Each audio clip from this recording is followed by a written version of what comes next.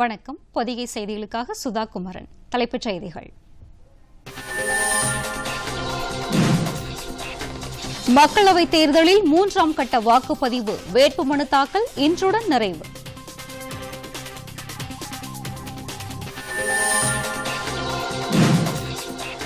நடப்பாண்டிற்கான முதலாவது இருமாத நிதிக் கொள்கையை வெளியிட்டது ரிசர்வ் வங்கி. ரெப்போ ரேட் வட்டி விகிதம் 0.25% குறைப்பு.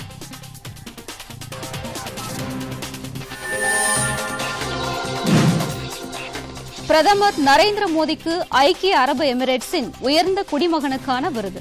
இருதரப்பு உறவுகளை மேம்படுத்தியதற்கு பாராட்டு.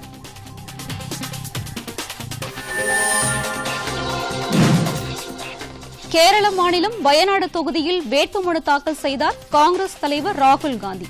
பிரியங்கா காந்தி, காங்கிரஸ் மூத்த தலைவர்கள் பங்கேற்பு.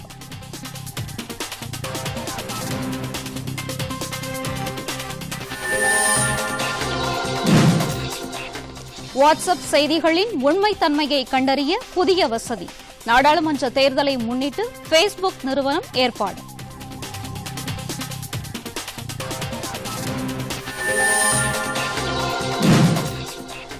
ஐபிஎல் கிரிக்கெட் போட்டி. தில்லி மற்றும் ஹைதராபாத் அணிகள் இன்று மோதல்.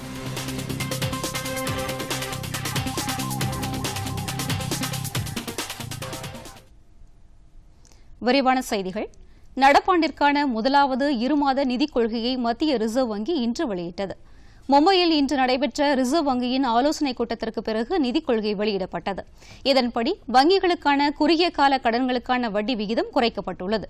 ரெப்போ ரேட் என்று அழைக்கப்படும் இந்த வட்டி விகிதம் 6.25%லிருந்து 6% குறைக்கப்பட்டுள்ளது. ரெப்போ ரேட் வட்டி விகிதத்தை ரிசர்வ் வங்கி குறைத்துள்ளதால் வீட்டு வசதி கடன், வாகன வசதி கடன் ஆகியவற்றுக்கான வட்டி விகிதத்தை வங்கிகள் குறைக்கும் என்று எதிர்பார்க்கப்படுகிறது.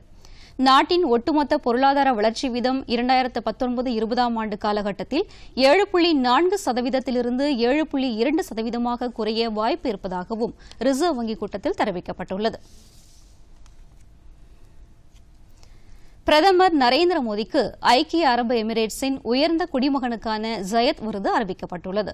இந்தியாவிற்கும் ஐக்கிய அரபு எமிரேட்ஸுக்கும் இடையே நீண்டகால நட்புறவை பலப்படுத்தியது, கூட்டு ராஜாங்க ஒத்துழைப்பு ஆகியவற்றுக்கு ஆற்றிய பணியை கௌரவிக்கும் வகையில் மன்னர்களுக்கும் குடியரசுத் தலைவர்கள் மற்றும் நாட்டின் தலைவர்களுக்கு வழங்கப்படும் மதிப்புமிக்க ஜயத் விருதினை பிரதமர் நரேந்திர மோடிக்கு ஐக்கிய அரபு எமிரேட்ஸ் வழங்க உள்ளது.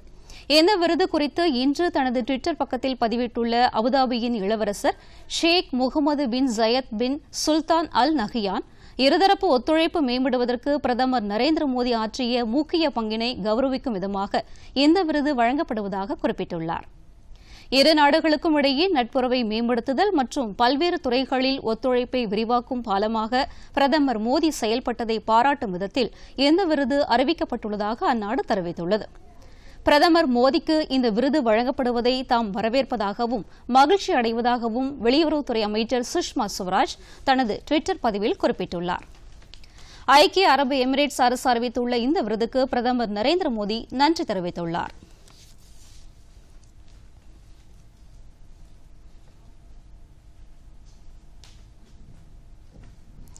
வாட்ஸ்அப் செயலி மூலம் பொய்ச் செய்திகள் பரவாமல் தடுப்பதற்காக டிப்லைன் என்ற புதிய வசதியை பேஸ்புக் நிறுவனம் அறிமுகம் செய்துள்ளது. நாடாளுமன்ற தேர்தலை முன்னிட்டு வாட்ஸ்அப் மூலம் பொய்ச் செய்திகள் பரவாமல் தடுப்பதற்காக பல்வேறு நடவடிக்கைகள் மேற்கொள்ளப்பட்டு வருகின்றன. இதன் ஒரு அம்சமாக வாட்ஸ்அப்பில் வெளியிடப்படும் செய்திகளின் உண்மைத்தன்மை குறித்து அறிந்து கொள்வதற்காக இந்த டிப்லைன் அறிமுகப்படுத்தப்பட்டுள்ளது. வாட்ஸ்அப் மூலம் ஃபார்வர்ட் செய்யப்படும் தகவல்கள் உண்மைதானா என்பதை கண்டறிய சந்தேகப்படும் குறிப்பிட்ட தகவலை 919643000888 என்ற எண்ணுக்கு அனுப்பி வைக்கலாம். இதற்காக அங்கு பணியில் உள்ளவர்கள் சம்பந்தப்பட்ட தகவல் உண்மைதானா, தவறானதா, உள்நோக்கத்துடன் கூடியதா உள்ளிட்ட விவரங்களை அனுப்பி வைப்பார்கள் என்று பேஸ்புக் நிறுவனம் வெளியிட்டுள்ள அறிக்கை ஒன்றில் தெரிவிக்கப்பட்டுள்ளது. இந்த வசதி மூலம் குறுந்தகவல்கள், படங்கள், படக்காட்சிகள் போன்றவற்றை அனுப்பி தகவல்களை பெற முடியும். இந்த வசதி முதற்கட்டமாக ஆங்கிலம், ஹிந்தி, தெலுங்கு, வங்காளம், மலையாளம் ஆகிய 5 மொழிகளில் மட்டுமே வழங்கப்படும் என்றும் படிப்படியாக பிற மொழிகளுக்கும் இந்த வசதி விரிவுபடுத்தப்படும் என்றும் பேஸ்புக் நிறுவனம் தெரிவித்துள்ளது.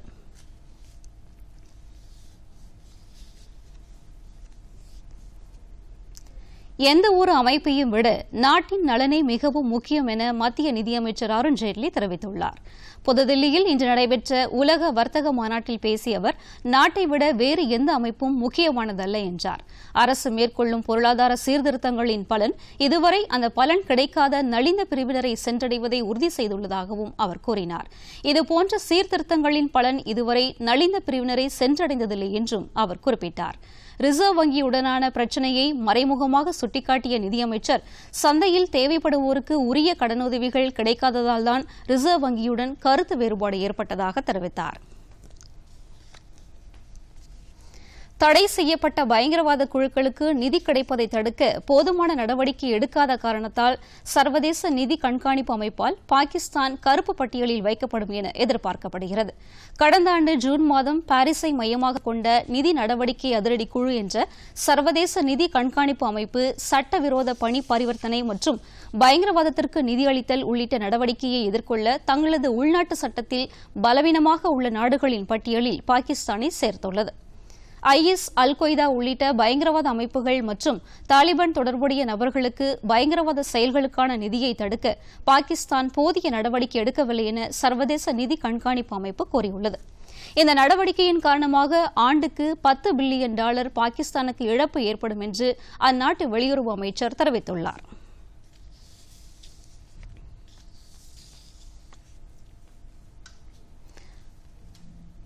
மறைந்த முன்னாள் முதல்வர் ஜெயலலிதாவுக்கு அளிக்கப்பட்ட சிகிச்சை குறித்து விசாரித்து வரும் ஆறுமுகசாமி ஆணையத்திற்கு தடை விதிக்க முடியாது என்று சென்னை உயர்நீதிமன்றம் மறுத்துவிட்டது. மறைந்த ஜெயலலிதாவுக்கு அளிக்கப்பட்ட சிகிச்சைகள் குறித்து தங்களது மருத்துவர்களை விசாரிக்க 21 மருத்துவர்கள் கொண்ட குழு ஒன்றை அமைக்க வேண்டும் என்றும், ஜெயலலிதாவுக்கு அளிக்கப்பட்ட சிகிச்சை குறித்து விசாரிக்க தடை விதிக்க வேண்டும் என்று கோரி சென்னை அப்பல்லோ மருத்துவமனை சார்பில் உயர்நீதிமன்றத்தில் மனு தாக்கல் செய்யப்பட்டது. இந்த வழக்கில் இன்று தீர்ப்பளித்த உயர்நீதிமன்ற நீதிபதிகள் ஆர். சுப்பையா, கிருஷ்ணன் ராமசாமி ஆகியோர் அடங்கிய அமர்வு ஆறுமுகசாமி ஆணைய விசாரணைக்கு தடை விதிக்க முடியாது என்று மறுத்துவிட்டது. அப்பல்லோ மருத்துவர்களை விசாரிக்க 21 மருத்துவர்கள் கொண்ட குழு அமைக்க வேண்டும் என்ற கோரிக்கையையும் நீதிமன்றம் நிராகரித்துவிட்டது. உயர்நீதிமன்றத்தின் இந்த தீர்ப்பால் ஆறுமுகசாமி ஆணையத்தின் விசாரணை தடையின்றி தொடர்ந்து நடைபெறும் சூழ்நிலை ஏற்பட்டுள்ளது.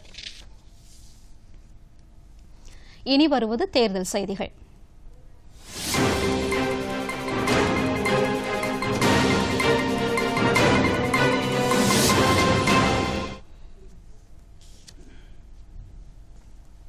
தமிழகத்தில் இதுவரை உரிய ஆவணங்கள் இல்லாத 270 கோடி ரூபாய் மதிப்புள்ள பொருட்களும் 177 கோடி ரூபாய் ரொக்க பணமும் கைப்பற்றப்பட்டுள்ளதாக தேர்தல் ஆணையம் தெரிவித்துள்ளது.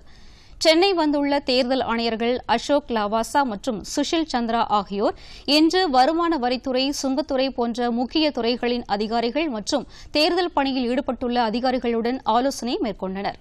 இந்த ஆலோசனைக்கு பிறகு செய்தியாளர்களிடம் பேசிய அவர்கள், உரிய ஆவணங்கள் ஒப்படைக்கும் பட்சத்தில் கைப்பற்றப்பட்ட பொருட்களும் பணமும் உரியவர்களிடம் திரும்ப அளிக்கப்படும் என்று தெரிவித்தனர். தமிழகத்தில் 1946 வாக்குப்பதிவு மையங்கள் அமைக்கப்பட்டுள்ளதாகவும் அனைத்து மையங்களிலும் விவிபேட் இயந்திரங்கள் பொருத்தப்பட்டிருப்பதாகவும் தெரிவித்தனர். ரஃபேல் புத்தக வெளியீடு பிரச்சினையில் விரிவான அறிக்கை அளிக்கும்படி தமிழக தலைமை தேர்தல் அதிகாரியிடம் கேட்கப்பட்டுள்ளதாகவும் அந்த அறிக்கையின் அடிப்படையில் உரிய நடவடிக்கை எடுக்கப்படும் என்றும் தேர்தல் ஆணையர் அசோக் லாவாசா அப்போது குறிப்பிட்டார். And we have asked the officers to intensify effective and visible measures. Comprehensive monitoring from GPS-enabled vehicles of the flying squads, the static surveillance teams, and checking at border checkposts has been intensified. A strict vigil on liquor seizure and freebies, cash transfer movements was also emphasized.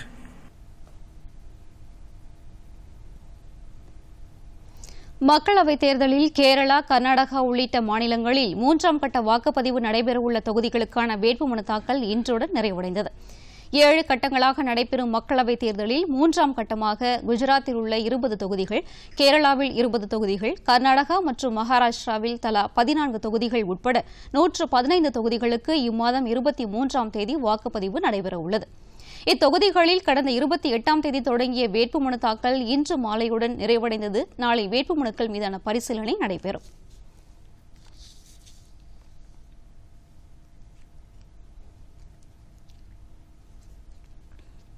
நாடாளுமன்ற தேர்தலில் கேரள மாநிலம் வயநாடு மக்களவைத் தொகுதியிலும் போட்டியிடும் காங்கிரஸ் தலைவர் ராகுல் காந்தி இன்று தனது வேட்புமனுவை தாக்கல் செய்தார்.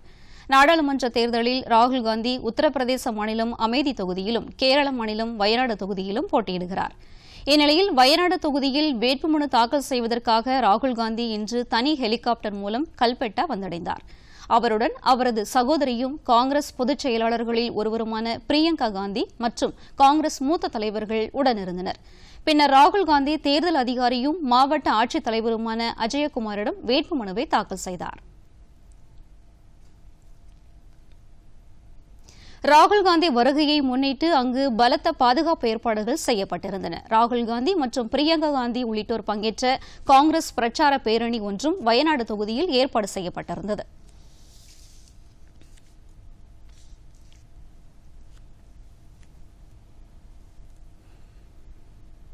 நாட்டு மக்களின் பாதுகாப்பு மற்றும் வளர்ச்சியை மேம்படுத்த மத்தியில் மீண்டும் பிஜேபி தலைமையில் ஆட்சி அமைய வேண்டும் என்று அஇஅதிமுக இணை ஒருங்கிணைப்பாளரும் முதலமைச்சருமான எடப்பாடி பழனிசாமி கேட்டுக் கொண்டுள்ளார்.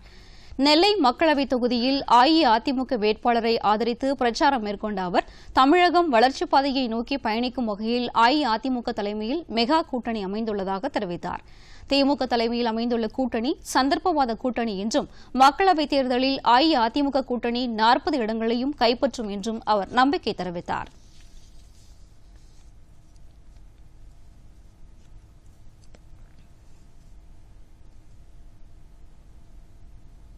பொதுமக்களின் வாகனத்தை சோதனையிடும் தேர்தல் பறக்கும் படையினர் காவல்துறையின் வாகனத்தையும் சோதனை செய்ய வேண்டும் என்று திமுக தலைவர் மு.க.ஸ்டாலின் வலியுறுத்தியுள்ளார். பொள்ளாச்சியில் இன்று நடைபெற்ற தேர்தல் பிரச்சார பொதுக்கூட்டத்தில் கலந்து கொண்டு பேசிய அவர் பொதுமக்கள் மற்றும் வியாபாரிகள் கொண்டு செல்லும் பணத்தை பறிமுதல் செய்யும் அதிகாரிகள் காவல்துறையினரின் வாகனத்தை சோதனை செய்யாதது ஏன் என்று கேள்வி எழுப்பினார். பொள்ளாச்சி சம்பவத்தை தாம் அரசியலாக்க விரும்பவில்லை என்றும் இருப்பினும் குற்றவாளிகளை காப்பாற்ற அமைச்சர்கள் துணை போவதை காவல்துறையினர் கண்டுகொள்ளாதது ஏன் என்றும் கேள்வி எழுப்பினார்.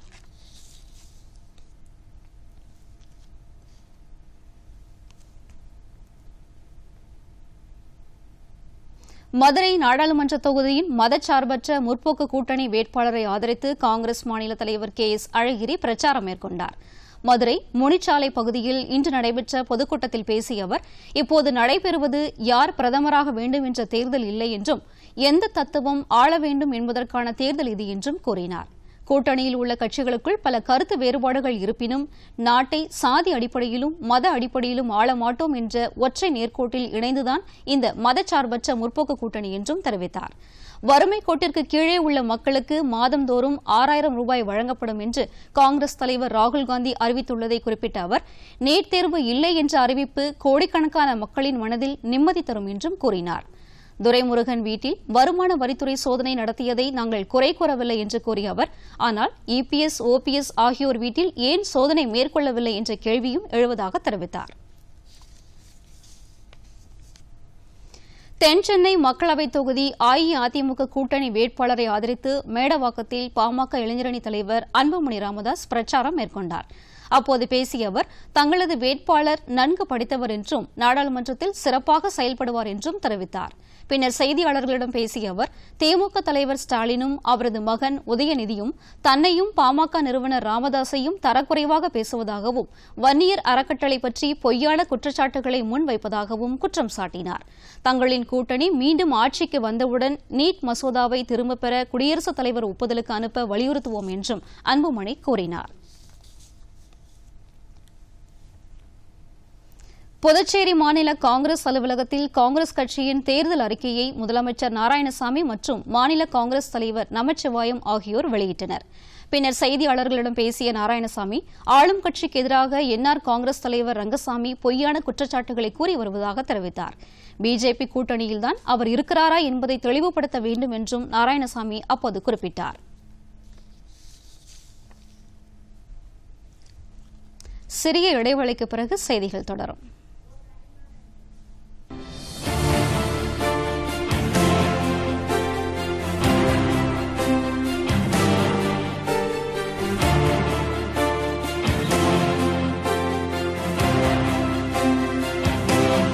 மக்கள் தீர்ப்பு 2019 பொதிகை தொலைக்காட்சியின் செய்திப் பிரிவு வழங்கும் மக்களவைத் தேர்தல் சிறப்பு நிகழ்ச்சி.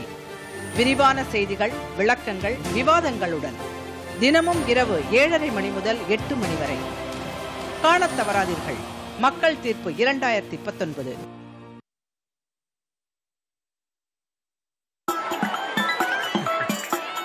சார், கிராமத்துல எல்லாரும் கதவ மூடினாங்க.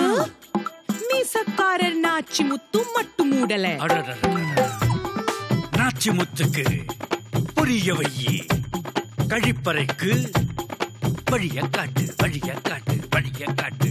நாச்சி முத்து, இந்த கழிப்பறைய கட்டிடத்துல இருந்து வெளிய போகல. பையன் 15 நிமிஷமா வெளிய வரல, அடக்க முடியல. ஒருத்தர் மட்டும் இல்ல, எல்லாரும் கதவை மூடி வைக்கணும். ஏன்னா ஒருத்தர் வெளியில போனாலும் எல்லா குழந்தைகளுக்கும் நோய் வந்துடும். உள்ள போ நாச்சி முத்து. கதவை மூடி வையுங்க எல்லாரும் தினமும் எப்பவும்.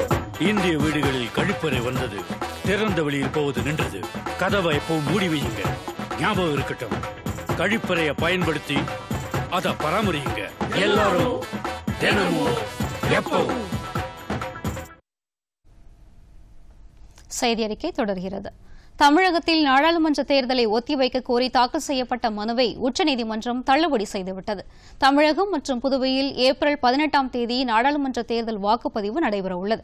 ஆனால் வாக்குப்பதிவு நடைபெறும் தினம் கிறிஸ்தவர்களின் புனித வெள்ளி மற்றும் ஈஸ்டர் பண்டிகைகளை ஒட்டி வருவதால் தேர்தல் தேதி ஒத்திவைக்க வேண்டும் என்று கோரி கிறிஸ்தவ அமைப்பு ஒன்று உச்சநீதிமன்றத்தில் மனு தாக்கல் செய்தது. இந்த மனுவை இன்று விசாரித்த உச்சநீதிமன்றம் தேர்தல் நடைமுறைகள் ஏற்கனவே அமலுக்கு வந்துவிட்டதால் தேர்தலை ஒத்திவைக்க வேண்டும் என்ற கோரிக்கையை ஏற்க முடியாது என்று மனுவை தள்ளுபடி செய்தது.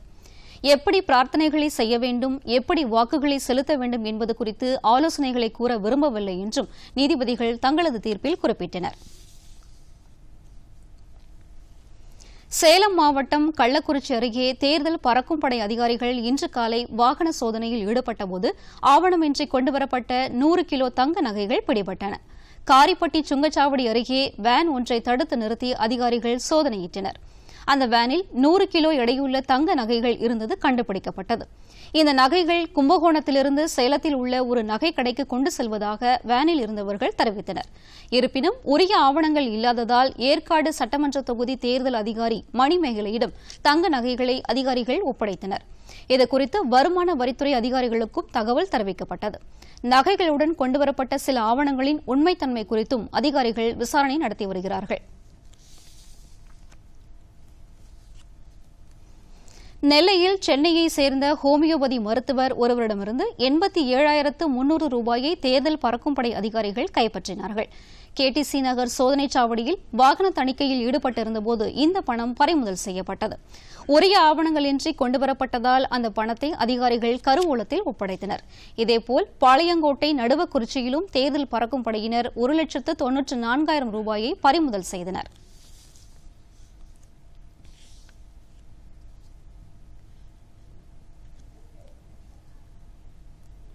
அடுத்து சில முக்கிய செய்திகளை விரைவுச் செய்திகளாக பார்ப்போம்.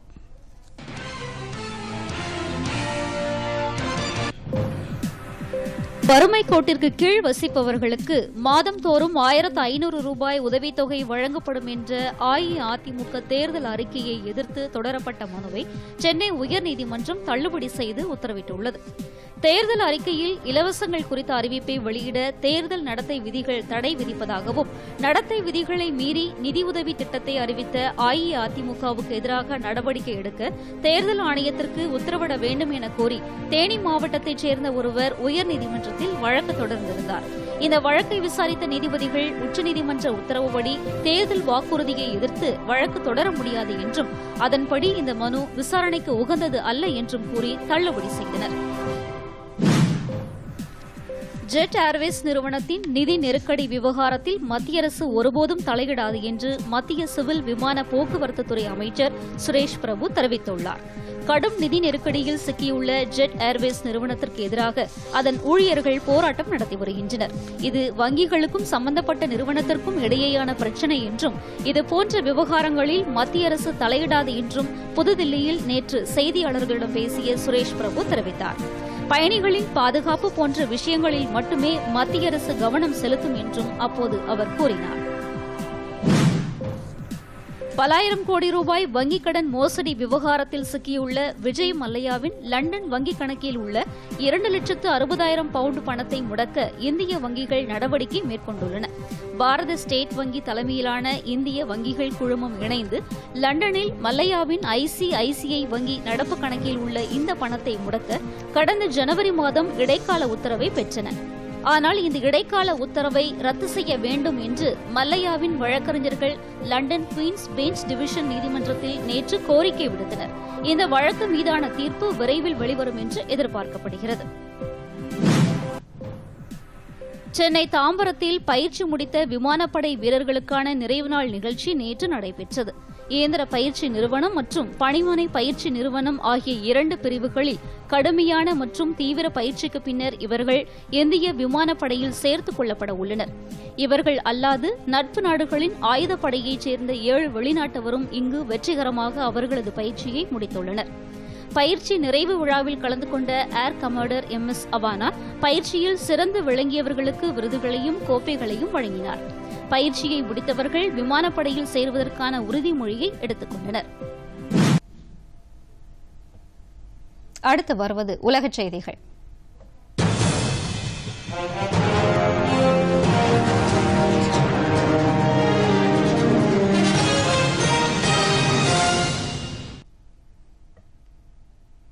இணையதளங்களில் சர்ச்சைக்குரிய வீடியோக்களை வெளியிட தடை செய்யும் வரைவு சட்டம் ஒன்று ஆஸ்திரேலிய நாடாளுமன்றத்தில் கொண்டுவரப்பட்டுள்ளது. அண்மையில் நியூசிலாந்தில் கிறிஸ்ட் சர்ச் தேவாலயத்தில் 50 பேரை சுட்டுக் கொன்ற தீவிரவாதி அந்த காட்சிகளை நேரடியாக ஃபேஸ்புக் இணையதள பக்கத்தில் ஒளிபரப்பினார். இதனால் இணையதளங்களில் வெளியிடப்படும் சர்ச்சைக்குரிய காட்சிகளுக்கு தடை விதிப்பது குறித்து ஆலோசிக்கப்பட்டு வருகிறது. இந்நிலையில் இணையதளங்களில் இதுபோன்ற வன்முறை காட்சிகளை ஒளிபரப்ப தடை விதிக்கும் வரைவு சட்ட மசோதா ஒன்று அமெரிக்க நாடாளுமன்றத்தில் கொண்டுவரப்பட்டுள்ளது. இந்த சட்ட வரைவு மூலம் சர்ச்சைக்குரிய காட்சிகளை உடனடியாக நீக்காத இணையதள நிறுவனங்களுக்கு அபராதம் விதிக்க வகை செய்யப்பட்டுள்ளது. இணையதள தொழில்நுட்பம் தீவிரவாத செயல்களுக்கு துணை போகக்கூடாது என்பதை உறுதி செய்யும் பொறுப்பு சமூக வலைதள நிறுவனங்களுக்கு உள்ளது என்று ஆஸ்திரேலிய பிரதமர் ஸ்காட் மாரிசன் தெரிவித்துள்ளார். சர்வதேச அளவில் எழுந்து வரும் சவால்கள் மற்றும் ரஷ்யாவின் ஆதிக்கம் ஆகிய பிரச்சினைகளால் நாட்டோ அமைப்பை வலுப்படுத்த வேண்டியது அவசியம் என்று நாட்டோ அமைப்பின் தலைவர் ஜென்ஸ் ஸ்டோல்டன்பர்க் வலியுறுத்தியுள்ளார். அமெரிக்க நாடாளுமன்ற கூட்டுக் கூட்டத்தில் நேற்று உரையாற்றிய அவர் நாட்டோ அமைப்பில் உள்ள நாடுகள் கூட்டு நடவடிக்கைகளுக்கு ஒதுக்கப்படும் நிதியை அதிகரிக்க வேண்டும் என்று அமெரிக்க அதிபர் டொனால்டு டிரம்ப் தெரிவித்துள்ள கருத்தை ஆமோதித்து பேசினார். அதிகரித்து வரும் சர்வதேச பிரச்சினைகள் மற்றும் ரஷ்யாவின் வல்லமை ஆகியவற்றை கருத்தில் கொண்டு நாட்டோ அமைப்பு நாடுகள் ஒன்றிணைந்து செயல்பட வேண்டியது மிகவும் அவசியம் என்று அவர் வலியுறுத்தினார். நிதி ஒதுக்கீடு விவகாரத்தில் நாட்டோ அமைப்பு நாடுகளிடையே கருத்து வேறுபாடு நிலவுவதை ஒப்புக்கொண்ட ஸ்டோலன்பர்க் வெளிப்படையாக பேசுவது கூட்டமைப்பை பலவீனப்படுத்தாது என்றும் மாறாக கூட்டமைப்பை வலுப்படுத்தும் என்றும் அவர் குறிப்பிட்டார். 70 ஆண்டுகால வரலாற்றை கொண்டுள்ள நாட்டோ அமைப்பு நாடுகளின் ஒற்றுமை வரும் காலத்திலும் தொடர வேண்டும் என்றும் அவர் கேட்டுக் கொண்டார். ரஷ்யாவிடமிருந்து S-400 ரக போர் விமான எதிர்ப்பு ஏவுகணைகளை வாங்கும் துருக்கியின் நடவடிக்கைக்கு அமெரிக்கா கடும் கண்டனம் தெரிவித்துள்ளது. அமெரிக்காவின் தலைமையில் உள்ள நாட்டோ அமைப்பில் அங்கம் வகிக்கும் துருக்கி அண்மை காலமாக ரஷ்யாவிடம் நட்பு பாராட்டி வருகிறது. ரஷ்யாவிடமிருந்து விமான எதிர்ப்பு ஏவுகணைகளையும் வாங்க துருக்கி முயற்சித்து வருகிறது. ஆனால் இது அமெரிக்காவுக்கு விடுக்கப்படும் மறைமுக சவாலாக ட்ரம்ப் நிர்வாகம் கருதுவதால் துருக்கிக்கு கடும் எச்சரிக்கை விடுக்கப்பட்டுள்ளது. வாஷிங்டனில் செய்தியாளர்களிடம் பேசிய அமெரிக்க துணை அதிபர் மைக் பென்ஸ் நாட்டோ அமைப்பில் உறுப்பு நாடாக நீடிக்க வேண்டுமா அல்லது கூட்டு நாடு என்ற அந்தஸ்தை கேள்விக்குறியாக்க வேண்டும் என்பதை துருக்கியே முடிவு செய்து கொள்ள வேண்டும் என்று எச்சரித்தார். நாட்டோவின் மற்றொரு கூட்டாளி நாடான ஜெர்மனியையும் கண்டித்த மைக் பென்ஸ் நாட்டோ அமைப்பு கூட்டு நடவடிக்கைகளுக்கு ஒதுக்கும் நிதியை ஜெர்மனி அதிகரிக்க வேண்டும் என்றும் வலியுறுத்தினார். துருக்கியின் அண்டை நாடான உக்ரைனில் ரஷ்யாவின் தலையீடும் ஏவுகணை பரவல் தடுப்பு ஒப்பந்தத்திலிருந்து ரஷ்யா விலகிக் கொண்டதும் நாட்டோ அமைப்பு நாடுகளிடையே சலசலப்பை ஏற்படுத்தியுள்ளது.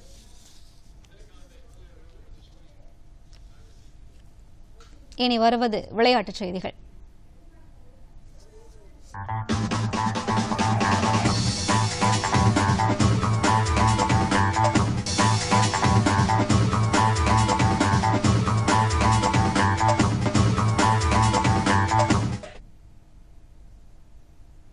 கோலாலம்பூரில் நடைபெறும் மலேசியன் ஓபன் பேட்மிண்டன் தொடரில் இந்தியாவின் கிடாம்பி ஸ்ரீகாந்த் ஆடவர் ஒற்றையர் பிரிவில் 3வது சுற்றுக்கு முன்னேறியுள்ளார்.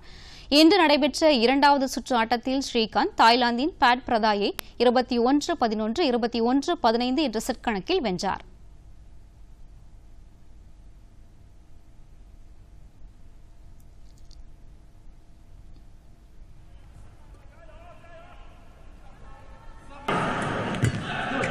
மகளிர் பிரிவில் PV சிந்து கொரியாவின் சுங்கிடம் 18-21, 7-21 என்ற செட் கணக்கில் வெற்றி வாய்ப்பை இழந்தார்.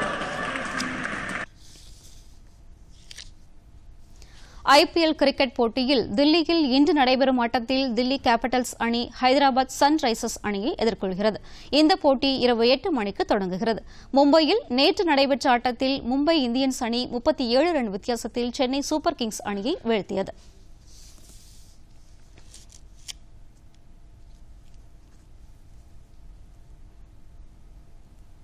இனி வருவது வானிலை.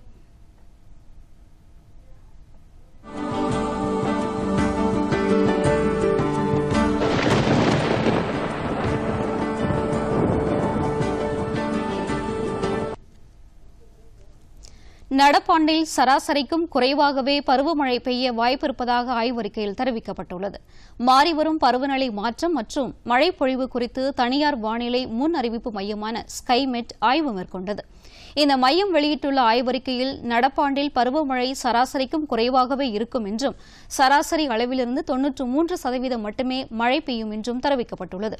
பசிபிக் பெருங்கடலில் ஏற்படும் எல் நினோ நிகழ்வு இதற்கு காரணமாக இருக்கலாம் என்றும் 1951 முதல் 2000 ஆண்டு வரை நீண்டகால சராசரி மழைப்பொழிவு 89 சென்டிமீட்டராக இருந்தது என்றும் அந்த அறிக்கையில் தெரிவிக்கப்பட்டுள்ளது. இதனிடையே தமிழ்நாட்டிலும் புதுச்சேரியிலும் பொதுவாக வறண்ட வானிலையே காணப்படும் என்று சென்னை வானிலை ஆய்வு மையம் தெரிவித்துள்ளது.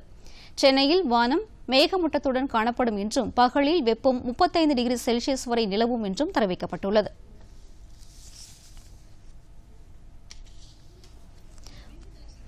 மீண்டும் தலைப்புச் செய்திகள்.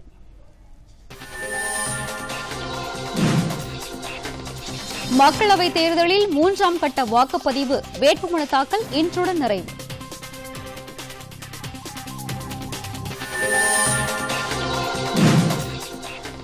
நடப்பாண்டிற்கான முதலாவது இருமாத நிதிக் கொள்கையை வெளியிட்டது ரிசர்வ் வங்கி. ரெப்போ ரேட் வட்டி விகிதம் 0.25% குறைப்பு.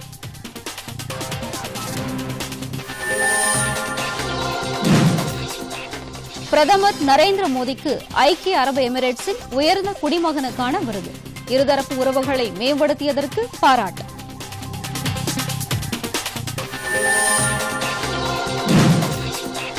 கேரள மாநிலம் வயநாடு தொகுதியில் வேட்புமனு தாக்கல் செய்தார் காங்கிரஸ் தலைவர் ராகுல் காந்தி. பிரியங்கா காந்தி, காங்கிரஸ் மூத்த தலைவர்கள் பங்கேற்பு.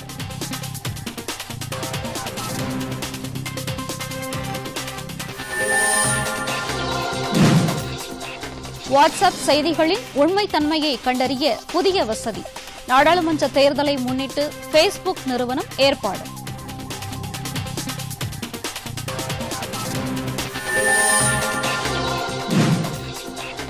IPL கிரிக்கெட் போட்டி தில்லி மற்றும் ஹைதராபாத் அணிகள் இன்று மோதல்.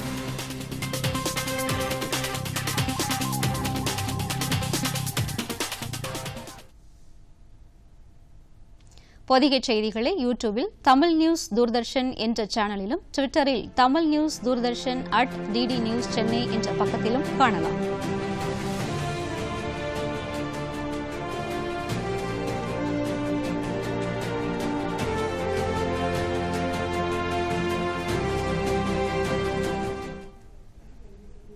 இத்துடன் இந்த செய்தி அறிக்கை நிறைவடைகிறது. மீண்டும் செய்திகள் இரவு 8 மணிக்கு. வணக்கம்.